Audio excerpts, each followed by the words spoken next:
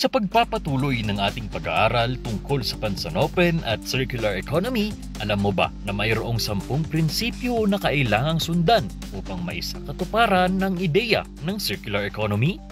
Ngayong araw, ating titignan ang isa sa 10 R, ang refuse.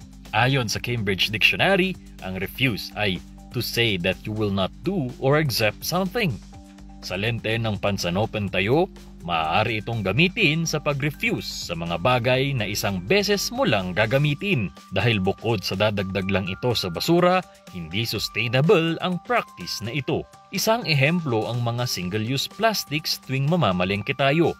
Kaya ang ituturo ng Pansanopin tayo, first R stands for refuse. Refuse sa paggamit ng mga disposable coffee cups, utensils at water bottles.